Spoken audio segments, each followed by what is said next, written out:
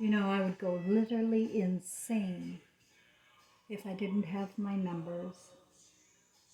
I don't have people to validate me at all, or anywhere. And as a teacher of somebody who wants you to believe in yourself, I have to model that. And it isn't easy, because everything I know today is the opposite of everything I learned here. And now I see all. I see all and feel all, because that's what happens when your feelings come back. When your feelings come back, life comes back in living fucking color. So my story is a phenomenal one. I remember 4 of my past lives, but I know I had many, many, many more than 4. But I'm taking on the story and ownership of the Jesus and Mary story, the King James and Mary story, and the Elvis and Gladys story. But most of all, I want to tell you about the Trevor and Cheryl Ann Grosclose story.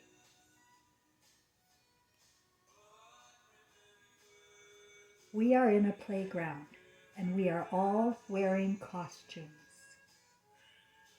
When I had the dream I told you about the other day, about how there were 4 beings in front of me,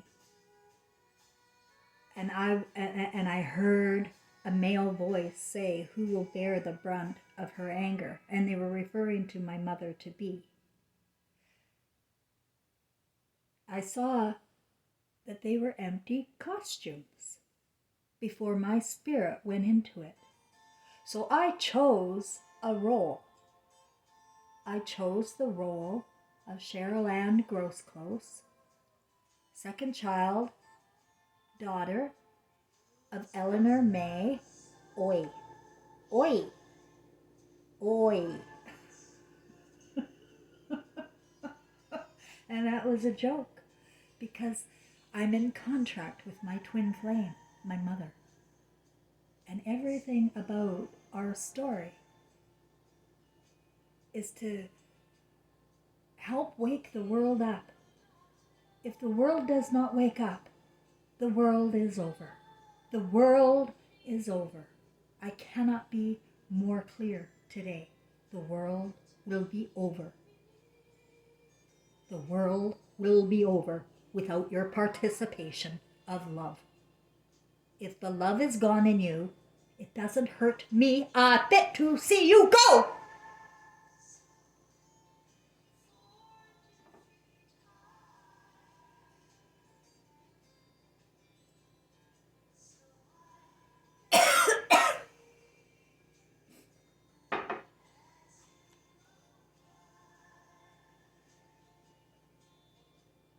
We walked into the Garden of Eden. It is a fantasy. It is not the costume you want to wear. It is not the playground you want to be in any way, shape, or form, if you sit down and think about it for a minute. But we're told things, we're educated, and we're bound to believe in the outside gods surrounding us, in their fucking costumes. They're costumes. There is no person here better or worse than you in spirit. No one, I dare you to come here. And I am not better. I am no different. I am evolved emotionally. That's all. I am evolved. I am emotion pure, which means I am unto myself. I own myself. I own my stories, and I own myself. Nobody owns me. I want you to have the same feeling. I want you happy, healthy, and raising happy little Christs. Not these little monsters you're raising.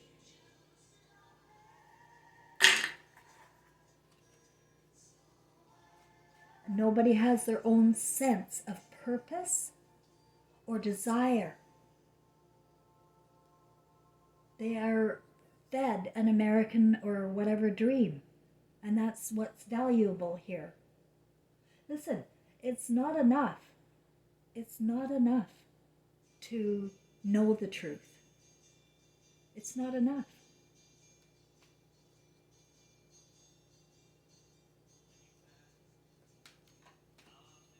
I don't want to be around anybody because nobody should be around strangers right now.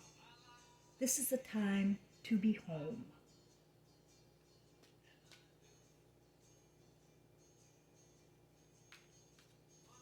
If you have no one like me, you have to go home into yourself.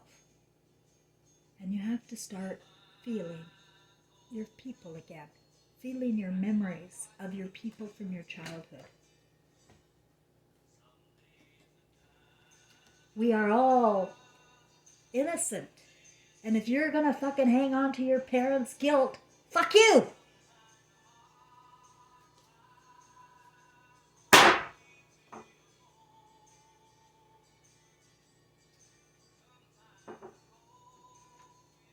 Yes, our parents are psychopaths, but so are you. And if you're not yet, you're gonna be.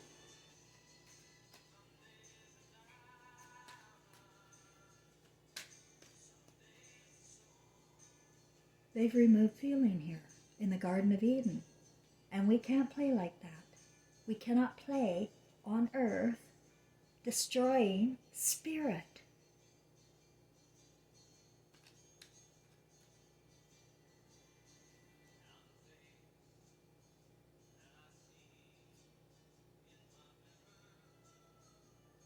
This world has been destroyed over and over again for the same reason. It happened in Ephesus, Turkey, after they beheaded Mary, the mother of Jesus, after she said she saw her son. She was demonized.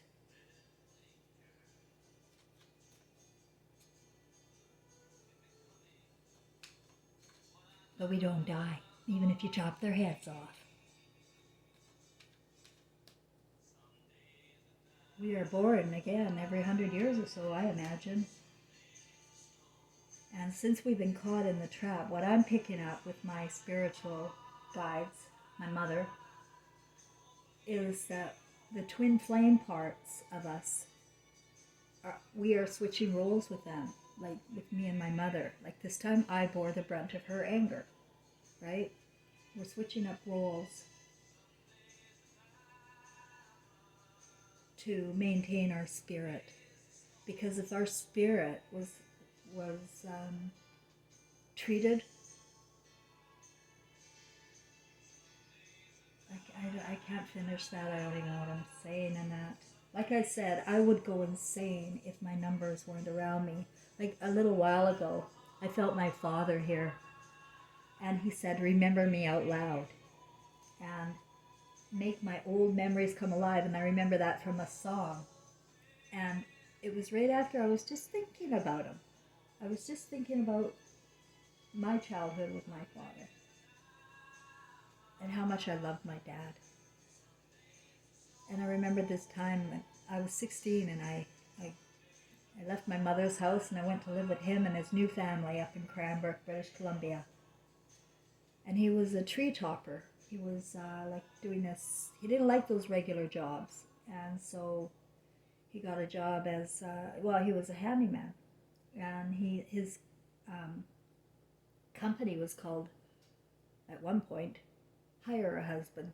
Because this was in the 70s when divorces were going on everywhere. Everywhere divorces were going on. The television, right? It gets you thinking and imagining. And we manifest from our thinking. And you become hideous human beings because of this, Hollywood. It's a plant. It's a seed. And it's everywhere. And it's made people miserable, unhappy spirit. It's very hard to be around. Very unhappy to be around. I don't want to be around it. No. I have never really been in a bad mood. ever. My spirit's never, it's not, of course, it's weird because I was the one that bore the brunt of my mother's anger, and I'm the happy one, and she was the miserable one. So the ones that are giving out the abuse all the time are the miserable ones. But we're all the same, and we're just playing out roles here for Satan in this fucking garden. And Mary got beheaded again there in London. After 19 years sitting in a fucking prison, we don't even know how much of that story's true, by the way, at all. I won't read the fucking King James anymore. It's all bullshit. You don't know Jesus.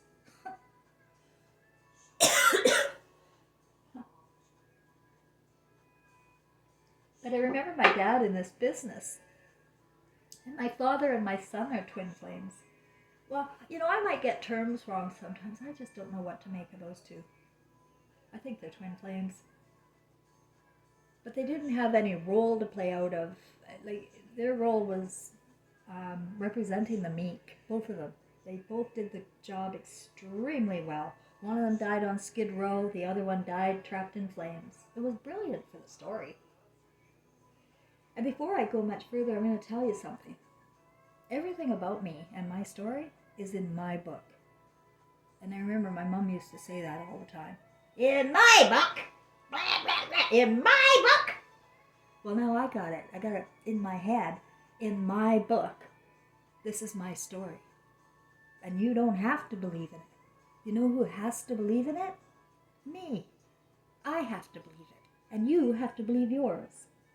You're not going to get validation. I'm not going to get validation. But you can still believe in your story and who you are.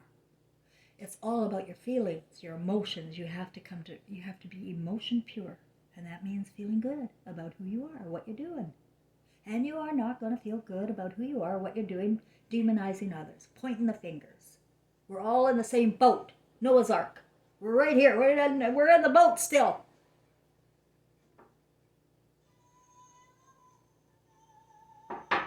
And we have to realize we're in a boat. And then my son chose another role, because we can choose role. He decided he's going to come as an idol star. Yes, I am Gladys Love. I know I'm Gladys Love. I know that is my most recent life. Because we have one every 100 years, I think. I know that's my most recent life because I am so familiar with Memphis, Tennessee. I was there. I'm so familiar with the losses she had. Like, she had twins. One of them flew off to, or died. See, I see things totally different. The other one of the twins died and reseeded in Star City, Saskatchewan. That's what I believe. That was my father. Gladys's Love's first twin in spirit was my father. And her second was Elvis Presley. And the reason why Gladys Love was such a misery, like, she became a pill-popping drunk, right? And then died at about 46 of a heart attack. If that's how she died. I feel everybody's murdered here, to keep their possessions, like Elvis Presley is a possession here. He didn't write those songs. He did not write most of those songs. I don't even know if he wrote any of them. I never did any research on him. I just liked his music. It was in 1977 when I was driving with my mother, my twin flame, along from British Columbia to California. We were going camping along the Pacific coast there in America. And my little siblings were in the back seat, and there was me and my mom, and bickering the whole way. I was I guess I was 16. And it was the last vacation with my mother. But just as we were entering the border of California, the news came on, 1977, August, that Elvis Presley had died. And I know we had a weird reaction. Like, as if we know our story. You had to be there.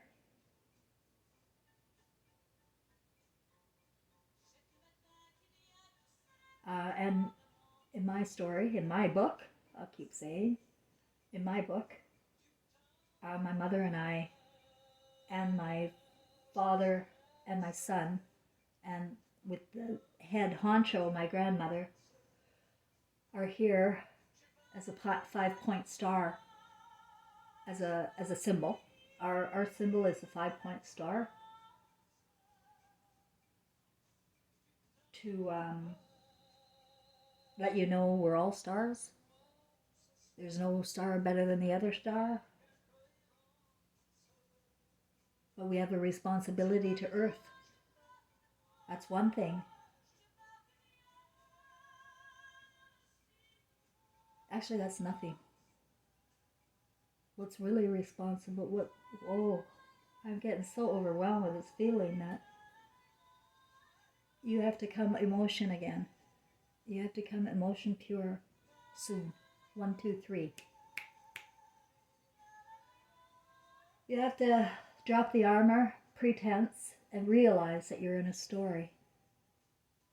By the way, when I'm speaking, I feel like I'm speaking to people that have a lot of, they have spirit. You have spirits around you. And I want you to do something, please. This is what my father was talking to me earlier about, is to talk to them out loud, to express yourself out loud to your deceased loved ones with feeling. Go back to your memories to get those feelings.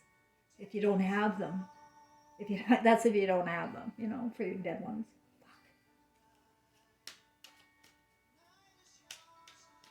But a lot of people got hurt by the dead ones and so feel that, well, I'm glad you're gone. But we're getting twisted using our imaginations. Don't you understand? Have you ever watched The Conners on television? I watch it. I watch everything to criticize. I'm a critical thinker and I can see what's going on. You should do it too. You should never watch these programs with any kind of belief. If you watch these programs with any kind of belief, you're crazy. And you're going to begin to be just like them.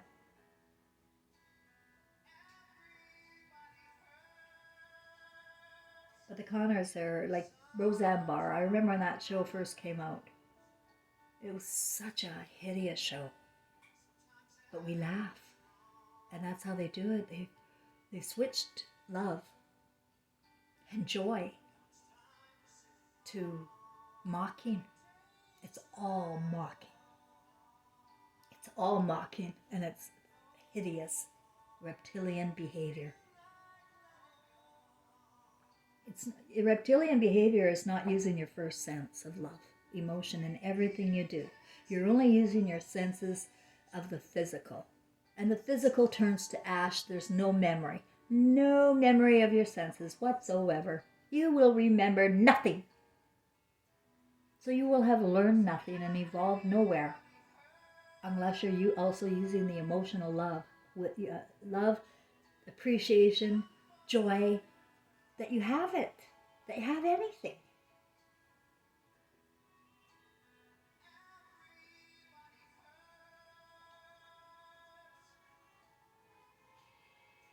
So after I had that feeling with my father earlier, and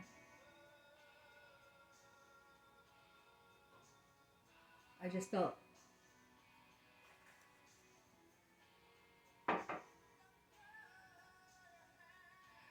you need to let them know you love them. You need to let people know you love them, whether they're dead or alive. You need to let people know you love them. And you need to look into their eyes and let them know you love them. You can't let it slip by.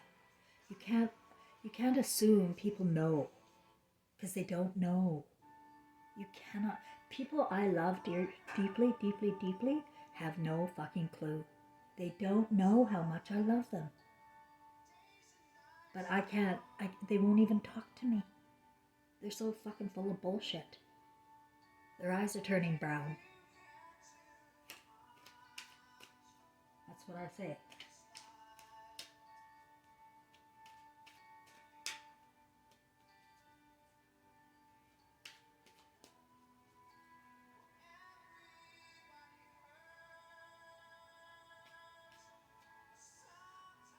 We don't know anything about DNA or the races. All we know, and I want to go back about that redhead thing too. I know so many redheads, and they come out of nowhere, in the family. That's boom, oh yeah, you're a redhead. I have a cousin who's a redhead. And my granddaughter's mother is a redhead.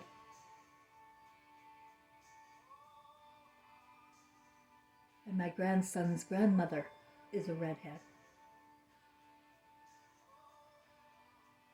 So, and I love my grandson's grandmother. She has a heart of gold. So, I realized that today. Yeah, wait a minute.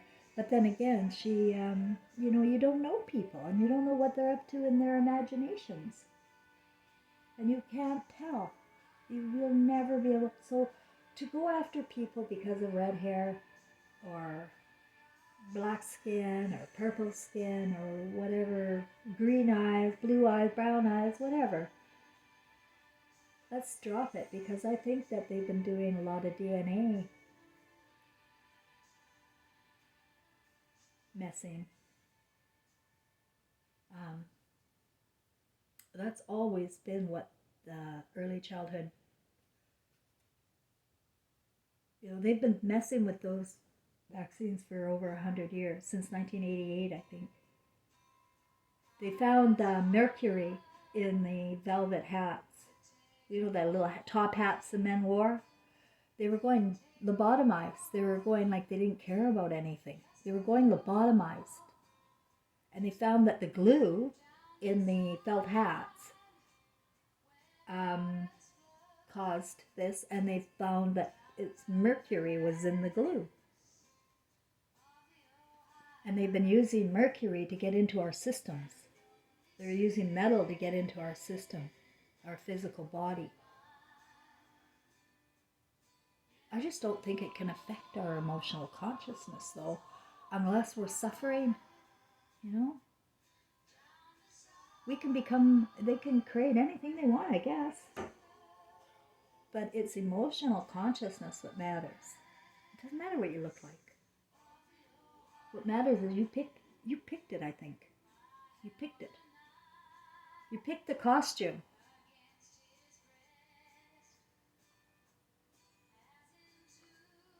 My son said that in 1980. Why did I say 1980? Was it 1980? He was born in 78, for heaven's sakes.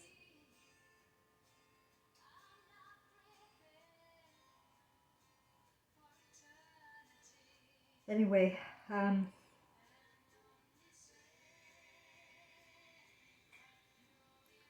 feel that without intervention by the people to demand we live in the truth, to demand more of the costumes you see walking around, thinking they're your authority because they have a paycheck and work for the government or work for some corporation that you're afraid of. It's illogical to live in fear,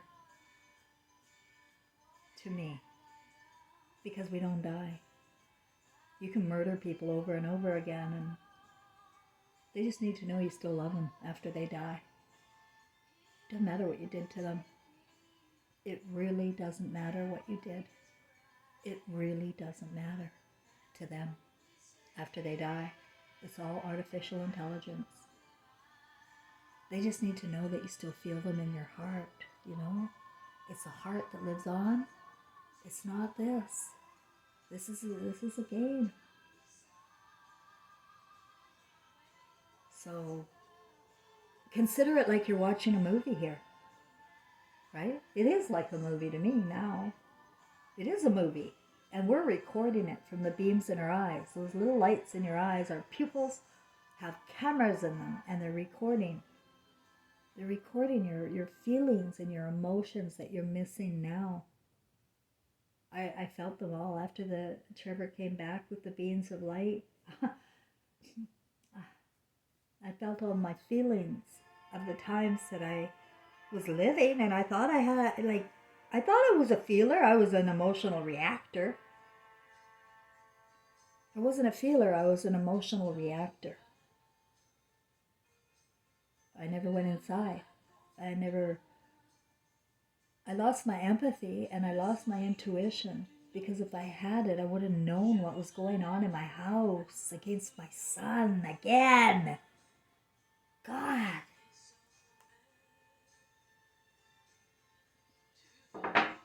You have no idea what people are capable of with your children if they are not biologically related.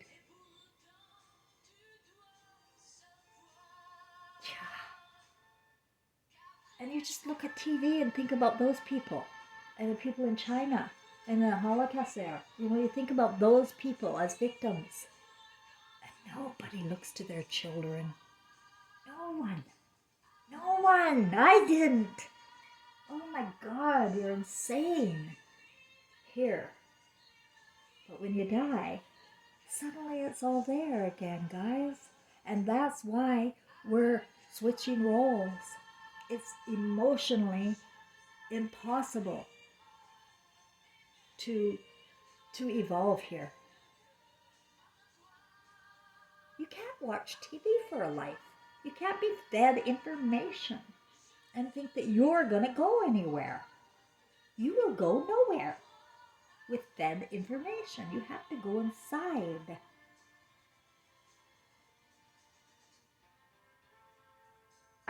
The indoctrination's pretty tight. It's the universities. It's worse than anything in China. It's psychologically so much worse. Because you're fooled into a false sense of superiority over China or anyone else.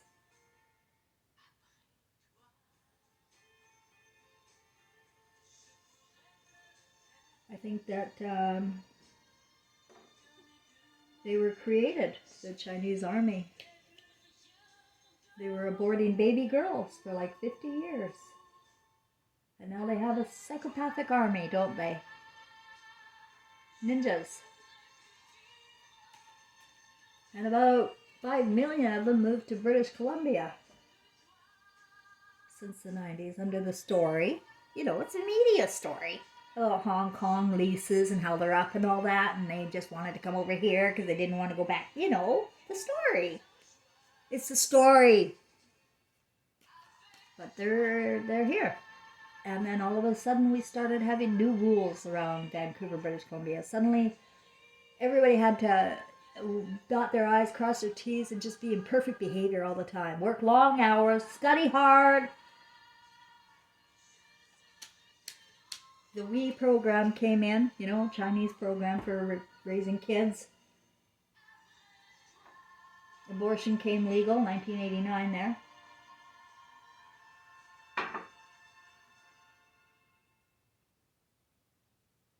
No, it came legal in the 70s, but in 1989 I went to the NDP convention and I was a delegate and I voted for abortion.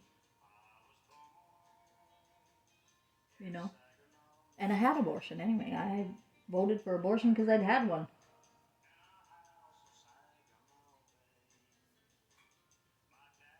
When I was 16.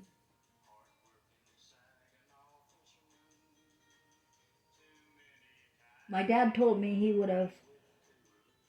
I was living with him when I got pregnant, him and his family, and he told me that I could. Oh no, I wasn't living with him. I went to him after I got pregnant. They took me in. My mother wouldn't. Yeah, that's what happened. I was living in Calgary and I got pregnant. And I went to Cranbrook to be with my father and family. And I had an abortion, guys. And neither of us felt anything about it. Neither of us. Not in our spirit, not in our ego, nothing. We didn't feel it. I'm going to be honest. We didn't feel it. And I still don't. Because it was part of the ego. This is ego. And it didn't do anything to hurt love. Nothing. It did nothing to hurt love at all. Except emotionally, people can drive themselves insane with their thoughts. But you see, there's no spirit in a fetus. There's no spirit. The spirit will, choose who they're going to be born to, and it's going to be a perfect plan. You know what I mean? It might be even a plan to get aborted. And then all the drama that ensues out here about that. But you should work on,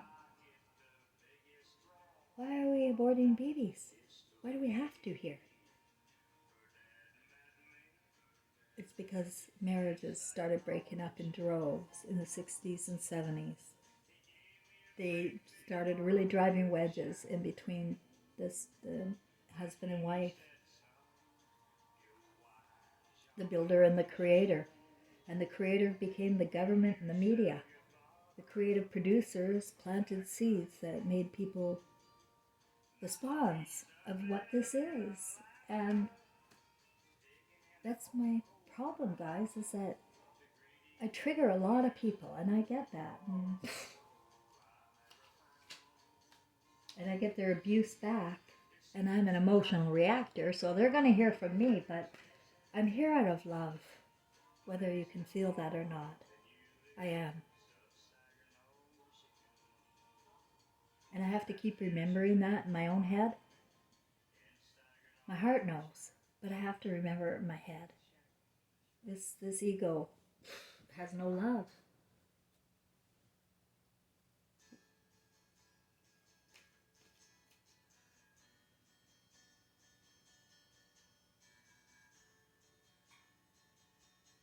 Hypnosis is a hell of a thing when you wake up and you see what you had done. All I'm asking you to do is be more self-aware emotionally of who you are. How do you feel? And why? And if you're going to say it's someone else, I feel sorry for you. There's only one way to get healthy in the heart, and that's to create it for yourself in your own mind, in your own imagination. Your imagination is your book. It's a book. And you're taking it home with you. We don't have to, I don't think there's going to be any more repeating of lives. That's what I'm here to say. There's not going to be any more. There's nobody coming back. There's nobody of love coming back. And we own the earth, so when I say we, I mean the emotional beings we are own the earth. Because anything outside of emotional intelligence is ash. Goes back to ash. If the world has no emotional intelligence, it's ash. And that was the symbology of my son, Trevor, forever. He died at 25 years of age, June 28th, trapped in flames. A few years later, my father died in Skid Row with no family love there for him at all. I was there, but I couldn't emotionally connect with him. Nobody's emotionally really connected. But I was there. You can be there and be kind and be yourself, but still be disconnected. And I was. In the ego. All of the thinking in the ego betrays our families. It betrays you and me. This is a hideous place to raise children. And numbers tell me I'm right. Numbers tell me 1, 2, 3.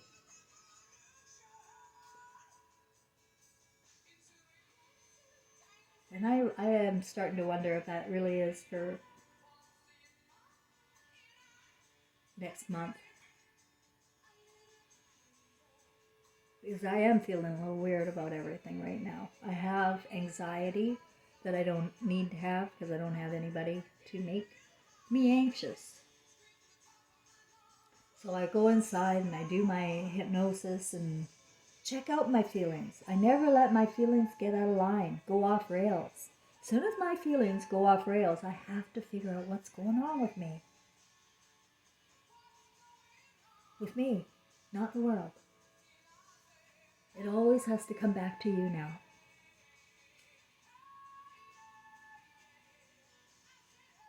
You know, many times in this last 5-6 years, I have said, who are you people? Who are you people? If you're not creating hell for others, you're not happy. It's like if you're hurting, you have to hurt others. This is what I see.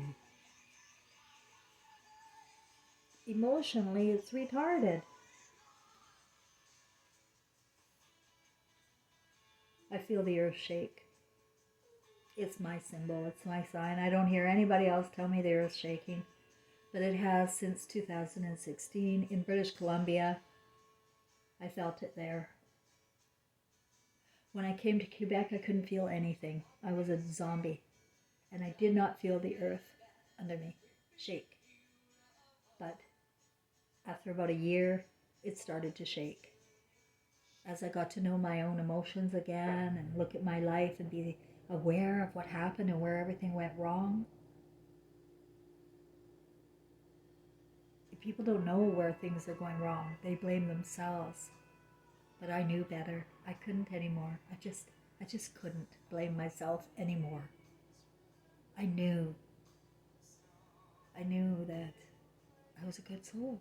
But I was gaslit my whole life. I always am.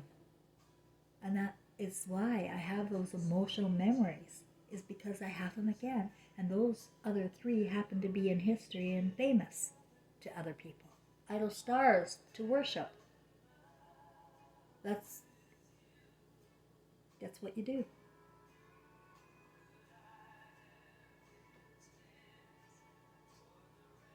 Worship idol stars. And that's my story. And I'm sticking to it. I own it.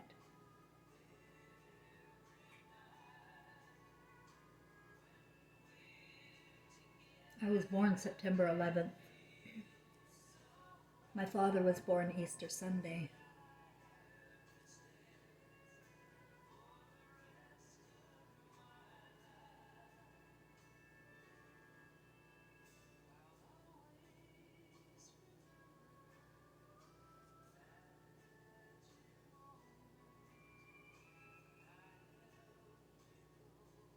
Remember, your loves are not emotionally, sexually. Your loves are your children. And the person you chose to have your children with was no mistake. It was no mistake.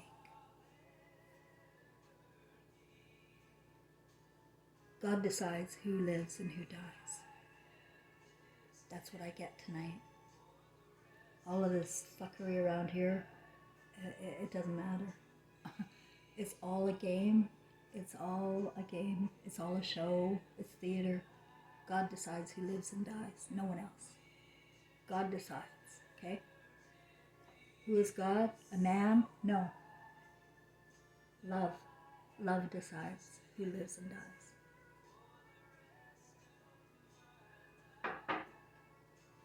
Oh, I just saw a flash. It's our Creator.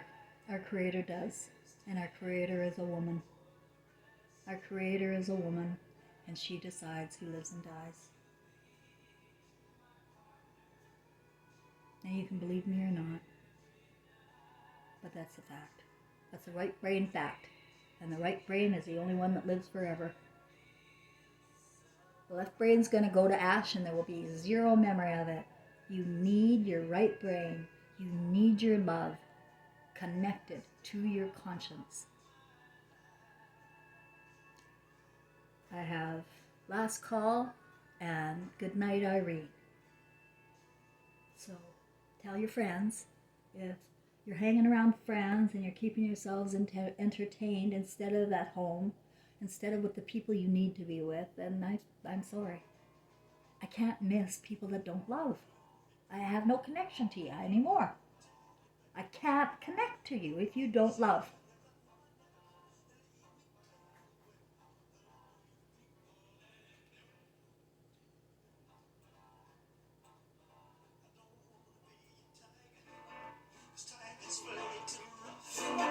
I don't wanna be a lion, 'cause lions ain't the kind you love enough. You're teddy bear, put a chain around my neck and leave me anywhere.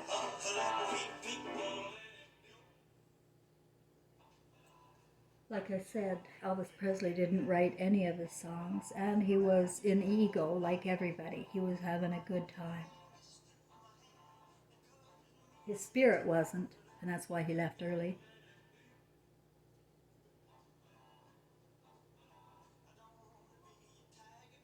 Men are the builders, and they need emotional support. They need our love, but they can't get it. With Eve, well, she's sitting in some garden being demonized by the government.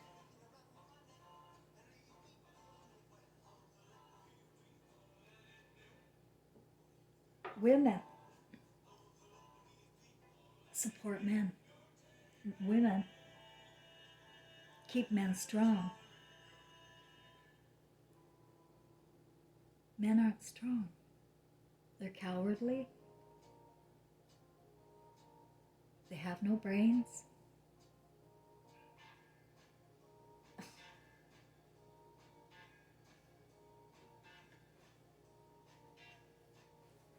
And they have no heart. And that's what the Wizard of Oz did to you.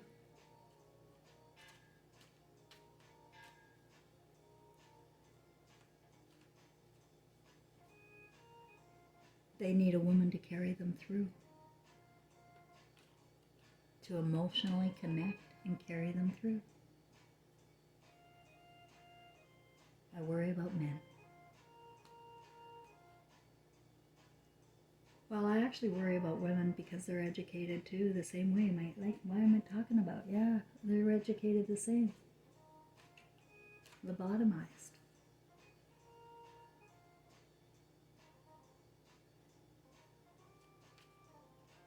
Believe in yourself.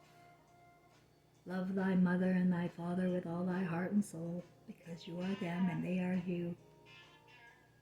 And what you're showing is a complete lack of respect for your life.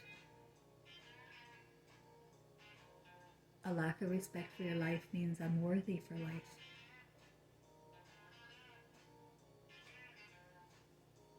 Tell the world.